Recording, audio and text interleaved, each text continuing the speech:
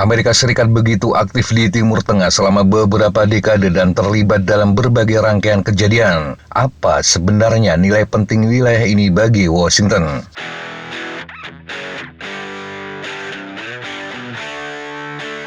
Dalam beberapa dekade terakhir, Amerika terus terlibat dalam perang di kawasan ini. Dari invasi ke Irak, memerangi kelompok ISIS, operasi militer di Yaman, hingga pengiriman senjata ke Israel dan Arab Saudi. Jumlah pasukan Amerika di Timur Tengah sebenarnya telah menurun drastis dari puncaknya pada tahun 2007. Saat itu terdapat sekitar 160.000 personel Amerika di Irak saja. Sekarang jumlahnya kurang dari 40.000 serdadu di wilayah yang membentang dari Mesir hingga Afghanistan, wilayah yang tercakup di bawah kendali Komando Pusat Militer Amerika. Kini, apakah kehadiran Amerika di Timur Tengah harus dikurangi telah menjadi bahan perdebatan bagi para pengambil kebijakan di Washington. Ada beberapa alasan kenapa Amerika sangat ingin tetap berada di Timur Tengah. Mari kita lihat beberapa di antaranya.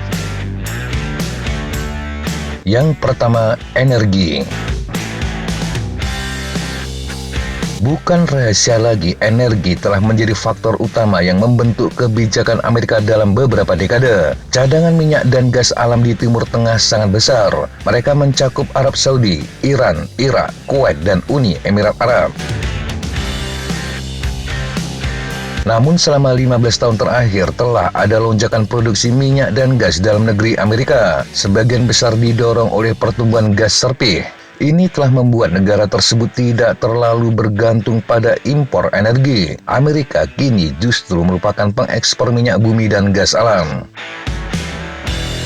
Meski demikian, pasar minyak global tetap saling berhubungan, dan gangguan pasokan di Timur Tengah dapat berdampak signifikan terhadap harga minyak dan stabilitas ekonomi dunia. Selain itu, China tidak seperti Amerika Serikat sangat bergantung pada minyak dari Timur Tengah. Artinya, pengendalian Timur Tengah memberikan Amerika Serikat pengaruh yang besar terhadap China. Hal ini disampaikan oleh Gilbert Achar, seorang profesor hubungan internasional di School of Oriental and African Studies atau SOAS di London.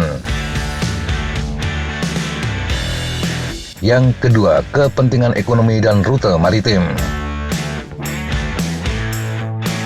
Timur Tengah adalah pasar penting bagi barang dan jasa Amerika, khususnya perangkat keras militer. Wilayah ini menerima ekspor senjata Amerika terbanyak antara tahun 2019 hingga 2023. Stockholm International Peace Research Institute atau SIPRI menyebut 38% ekspor senjata Amerika ditujukan ke Timur Tengah. Arab Saudi, Qatar, Kuwait, dan Israel adalah penerima terbesar ekspor tersebut.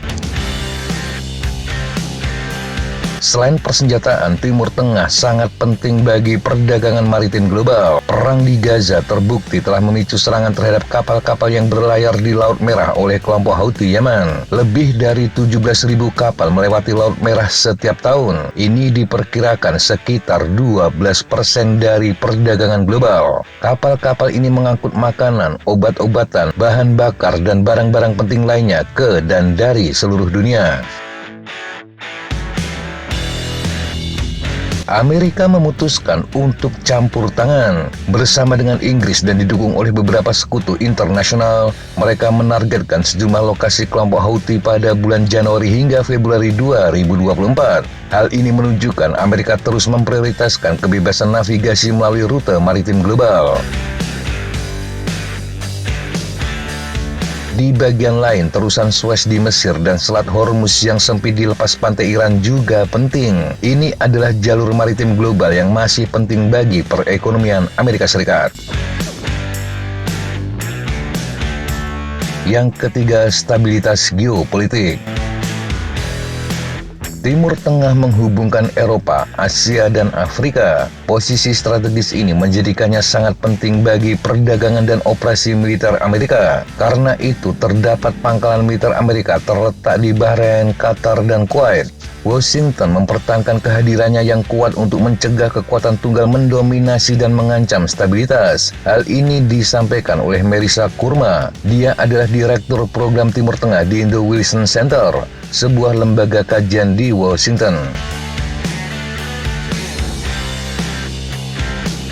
Ditilik dari sejarah, kepentingan Amerika di kawasan ini didorong oleh minyak dan juga keinginan untuk membendung ancaman komunisme. Kurma menyebut Amerika berupaya mempertahankan pengaruh dan status negara adidayanya. Dia menambahkan kawasan ini tetap menjadi arena utama persaingan kekuatan besar dengan China dan Rusia.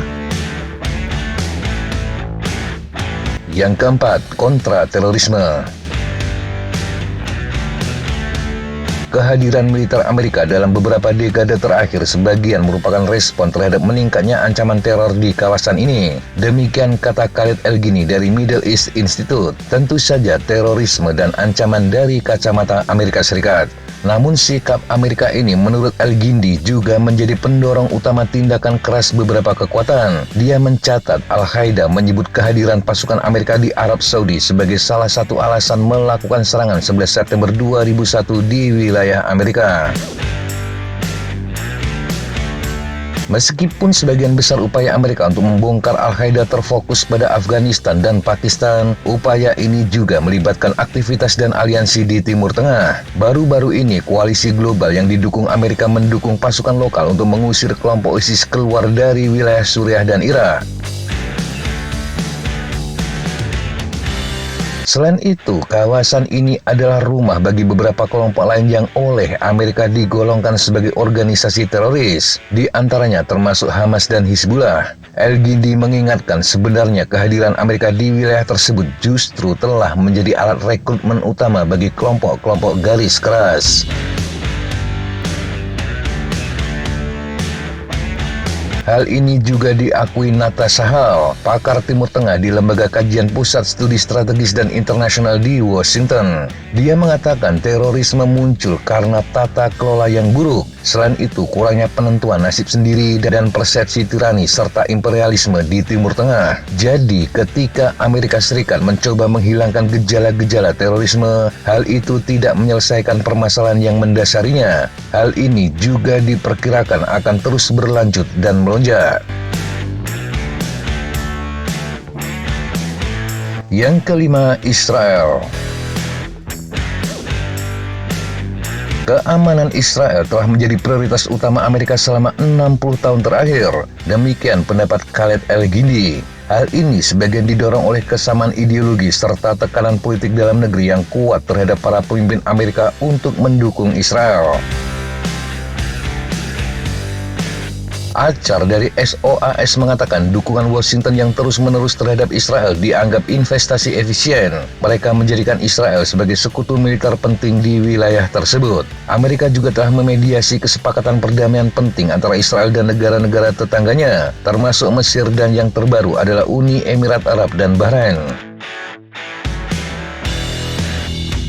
El-Gindi mengatakan perang Israel-Hamas telah menarik Amerika ke dalam bentuk keterlibatan yang lebih langsung, seperti dengan mengirimkan kapal perangnya ke Mediterania Timur.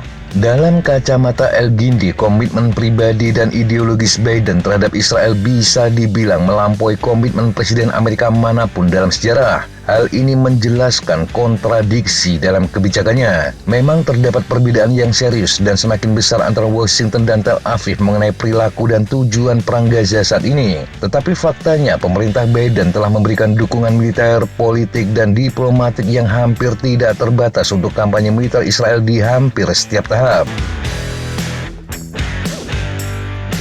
Tingkat dukungan Amerika saat ini tidak mungkin berubah, bahkan jika Donald Trump kembali ke Gedung Putih. Namun sejumlah analis meyakini dukungan Amerika terhadap Israel saat ini akan menimbulkan dampak geopolitik yang sangat besar dalam beberapa tahun dan dekade mendatang. Ini mengingat Amerika menunjukkan sikap munafik.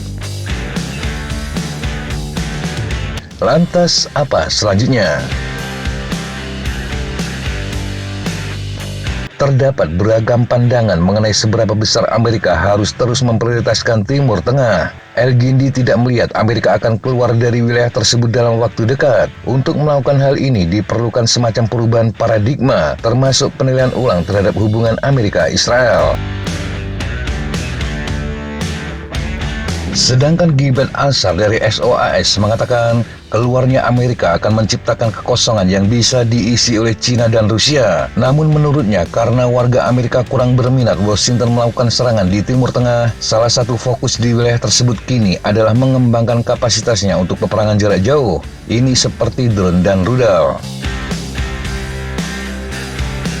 Namun ada juga yang berpendapat bahwa Amerika harus menarik pasukannya dari Timur Tengah. Salah satunya disampaikan oleh Gary Egriso dari Lembaga Kajian Stimson Center di Washington. Dia menilai penarikan mundur pasukan akan memungkinkan Amerika mengalihkan sumber dayanya ke tempat yang lebih membutuhkan, khususnya di Indo-Pasifik. Dia juga berpendapat bahwa intervensi Amerika telah memicu sentimen anti-Amerika di Timur Tengah. Apalagi menurutnya dukungan terhadap Israel dalam beberapa bulan terakhir telah menyebabkan pukulan tambahan terhadap citra Amerika di wilayah tersebut.